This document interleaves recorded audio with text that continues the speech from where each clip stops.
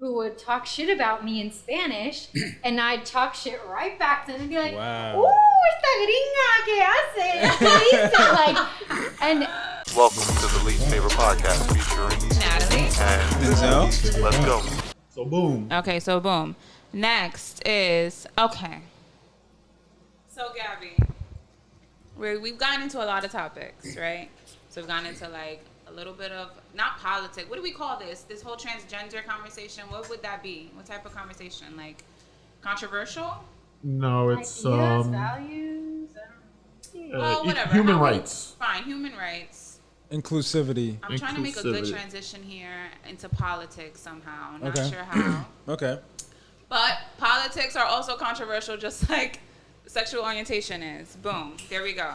So, not to put you on the spot, but you recently were in a relationship with someone, and you realized that you and him had two different viewpoints in terms of politics. I'll say politics. I know there was other stuff. But, like, how is it or how was it dating someone who had different political views than you? Because I'm not political. So, in my relationships, usually the other person I'm with is also not political. So, we never really had, like, I never had an issue with someone in that realm. So, like, how did you navigate that? I feel like we didn't, honestly. Ever since we started dating, we knew that we were complete opposites.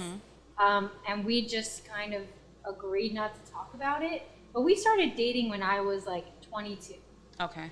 That was 4 years ago. Right. So we were pretty young, and we weren't thinking anything was really going to be long term. We went through a lot of stuff, and we ended up, together for 4 years. But it's something we never really talked about really until the election last year. And he was like, well, we've been together for 3 years now. We live together. I want to know how you feel about these topics. I want to know how you're voting this year. Obviously, 2020 was like a big election year. And he kind of listed out topics, and we were on complete opposites of the spectrum every single time. And not that politics is everything. You can live without talking about politics, but values are everything. Like, do you think people have the right to health insurance? Do you think your taxes should be a little higher so more people can benefit? I'm trying to think of, maybe you can help Anthony with other, like... Do you think Black Lives Matter? Do you think Black Lives Matter? That was a very important one for me. What was it, like, how do you feel about abortion? That gets politicized, but at the end of the day, I feel like it's a lot of what you value. Like, do you value, like, a cell, or do you value, like, the mom who's a real human sitting, breathing right next to us? So we went through all these topics, and it was sad. And he told me, this was a year ago, he was like, I don't know if I see a future with us. And we still tried to make it work for a year, but we tried to, we were talking about renewing our lease, but it just didn't make sense. Like, long term, how are you going to raise your children to, like, we are both we have different values, and we were brought up so differently. Like, I come from immigrant parents. My parents are from Argentina and Uruguay. They live in Miami now. Bringing it back to politics, it's very challenging. Politics isn't everything, but values are. If you think differently on, let's say, abortion, that could be a challenge. What if you don't want to keep it, but he's like, oh, well, you have to, and we'll just give it up for adoption. Like, but I'm the woman, right? So, like, why does he get to tell you how what to do? That situation? Yeah. Right. So, it ended up in values, and it's really challenging. I mean, if you can have like different sides of the spectrum and make it work, and maybe you're not that political, like both of you, maybe it'll work. But ultimately, I feel like you have to have the same life beliefs and values. Yeah, of course. So do you, like, going forward, like, if you was to date someone else, is this something that you keep in the back of your mind now? For sure. Yeah? Yeah, I feel like after that? now that I know there's a list of like, not expectations, but maybe non-negotiables in a partner. Okay. So ultimately, we were like, we can't reconcile our differences. But if you can, with politics, that would be great. But it was really challenging. Yeah. And I feel like not talking about it, I mean, it extended our relationship more, but was it worth it? Maybe. We care about each other, but it's just not meant to be. Yeah. So. I got a counter. Do you think, yes, you can have different political views, but the way the presidential campaigns have been for the past 2 elections were so like polarizing with like such a big personality. If it wasn't those candidates, you think it would have been easier? Where, because it definitely was heightened more because of who was running. Yeah, it was definitely heightened because there were like complete opposites of the spectrum, like on the ballot. And the times we're in. Yeah, because That it's not just say like Democrats and Republicans where they're more closer in the middle. It's like Democrats and Republicans way on the far left and far right. It's not that more in the middle kind of thing. Yeah. Right. I feel like we weren't both moderate. Yeah. Had we been moderate, like meeting in the middle, Yeah. we probably could have made it work. Because we were like a good couple. I mean, we had other issues, but honestly, I feel like our values still didn't align. Like, even if we weren't so opposite, like, I don't think it could have worked even with moderate candidates. Yeah. I don't know. Okay. I did have one I'm last. sorry about that, by the way. I could tell that really, that really affected you. Yeah, it was definitely tough. But you know what? It was tough, but I think it takes a lot of like strength and I don't want to say wisdom. I guess wisdom too, just to realize that at least early on, like you didn't stay. Yeah. I mean, what if you did have children? That would have caused more damage in the future. So I think the earlier the better, and it's better that you realized it now. So good for you. Could have been a blessing in disguise. Yeah, exactly. And I feel like it's easy to be comfortable in a relationship and be like, all right, let's get engaged. I definitely learned from it. Like, it was hard, but I learned from it. So. Yeah. Good for you. That's all that's important. Yeah. All right. So the last question. So me and you, we went out. We went to Jake's Dilemma, and we had a good conversation because you were telling me about the different values in your relationship, and you had also mentioned like when we got into the Black Lives Matter, how like you would never understand the Black experience, but that doesn't mean that you're not still like a supporter of the movement. And I even mentioned to you, like, that's dope because even me and you, we're both Latina, but we both had different Latina experiences too. Right. So I kind of wanted you to get into a little bit like what your experience is as a Latina, as being like a white passing Latina.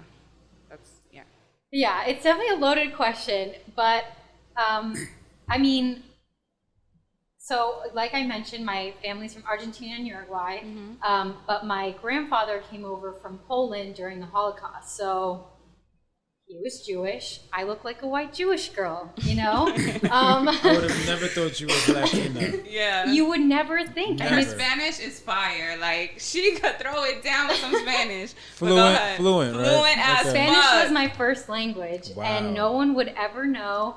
I grew up between like DC and also Pennsylvania.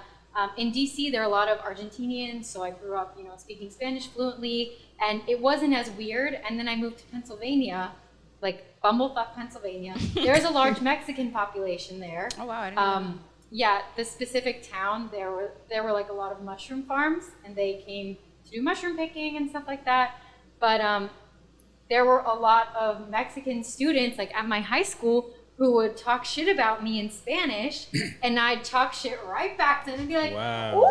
esta gringa que hace, like, and it's just something I've always, it's just weird because I'm here and I'm not fully American, but when I go to Argentina and Uruguay, I'm not like them. Right. So it's weird. And then here I speak Spanish, and you're not American anymore.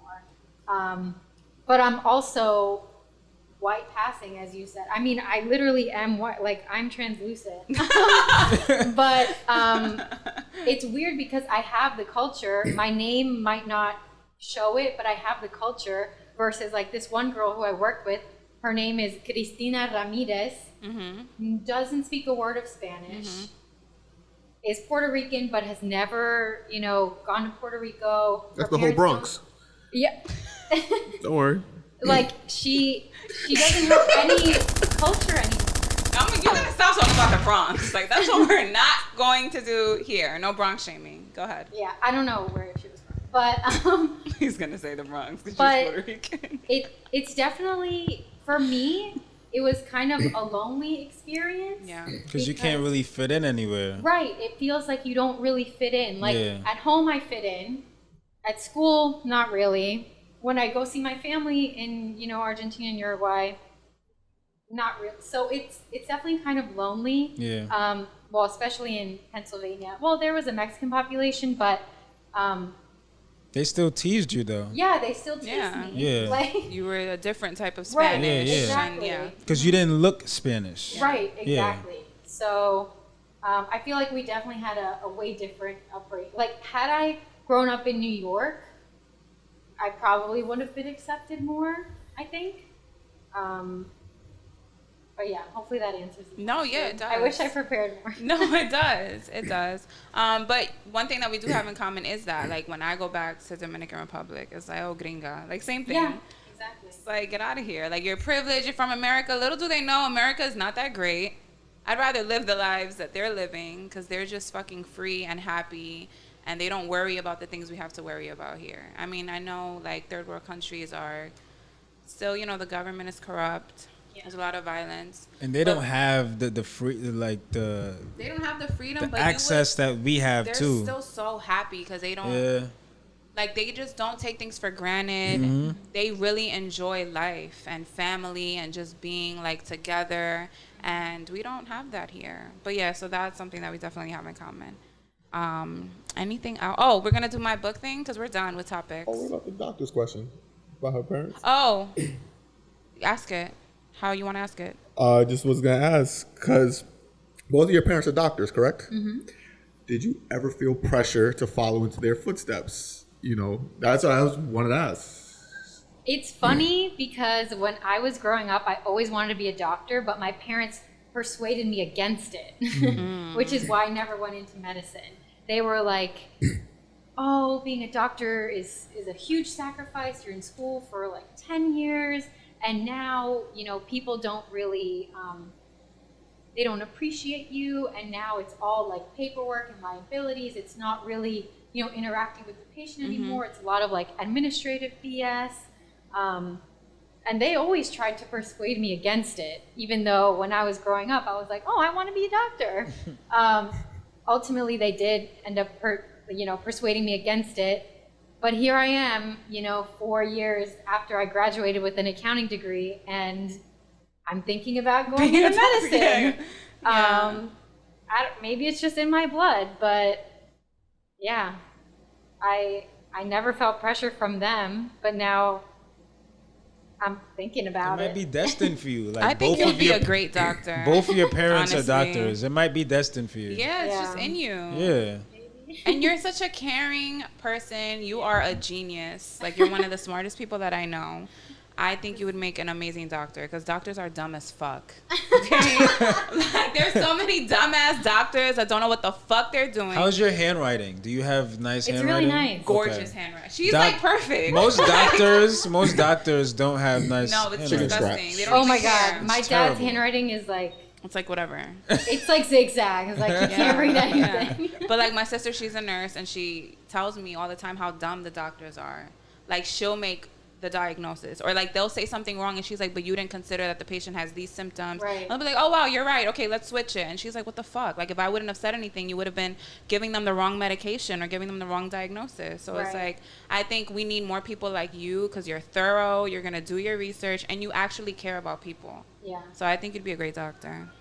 And you give like empathetic vibes. I'm very She's super empathetic. Like I kind of heard what y'all was talking about before we started like recording. Yeah, and she's like, Yeah. super empathetic. It's giving like super empathetic. Yeah, claps for you. Oh, thank you guys. All right, so we're gonna end with something random that we're gonna start. This book, yo, put the title in the zoom into this. Zoom into the title. Why So, us? If you know me, you know I love to read. Definitely a book nerd, and I like to read a lot of like self-help books, like what is it called? Personal development books. But this book was given to me a couple of years ago, and I just thought it was funny as fuck. Why Do Men Have Nipples is the name of it. And basically it was written by two doctors. We were talking about doctors. It was written by two doctors who go to parties, they go to events, and they're always getting these random-ass medical questions. So they wrote a book of all the random questions they get, and they answer it. So I want you to, I'm going to go like this, put your finger, and we're going to do one each episode. So stop me.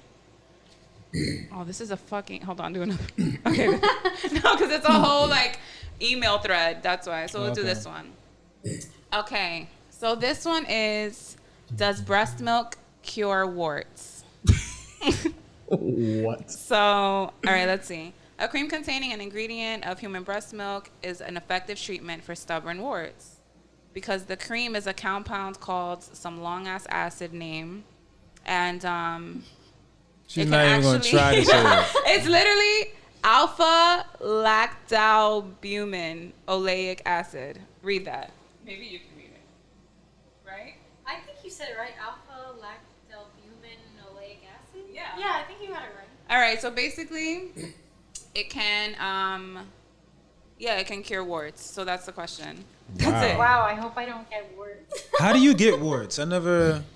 Human I don't know. papilloma virus. People- Frogs Oh, peeing it's on your hands? Oh. Excuse me? Wait, That's what they used to frogs? say, like frogs. Playing with frogs. For real? Is that a fact? I believe so. Honestly, I That's would what we used to believe say as it. kids. You don't know what kind of bacteria frogs have, Yeah. honestly. Frogs. Yeah, I so thought, that's like, just you- one Never random had thing. I don't know. Me neither. Like, I thought you get warts from, like, I don't know. You might have touched something. Yeah. A frog. Or like, Or like something your else, face was something else. So exposed to specific. something. Like, Yeah, maybe like a an allergic reaction like to some like something. fluid got in your eye, some like Yeah. crazy bacteria. Like or the something. skunk sprayed this directly on your skin. Yes. Boom. Wart on your fucking. So we're done with the topics. I just want to close this out by saying we are now doing 3 episodes a week. Yep. We didn't announce that, so we need to. This is us announcing it now. Yes, so we're gonna record the way we're recording right now, Right. And then we're just splitting the episode up into shorter, digestible episodes. 3 for pieces. you. 3 times a Like week. Kennedy's, baby. Mondays. Wednesdays. Wednesdays. Wednesdays. Wednesdays Wow. and Friday. Wednesdays. I always say Wednesdays. When I'm spelling it. Wednesdays. Yes. So yes, please subscribe, hit the notification bell so you can, like, I guess, know when we have the new episodes up. And if you know anything about Superman's son and like that comic world, please Yes, comment if below. you have any comments about anything we spoke Like, was he about, always bisexual? No. Yeah, did you hear the subtle hints? And any Like, moment? did y'all see this coming? Like, Right, exactly. So yeah, thanks for joining us, guys, and thank you, Gaby, for coming. thanks for coming, Gab. Yes. Word. This was fun.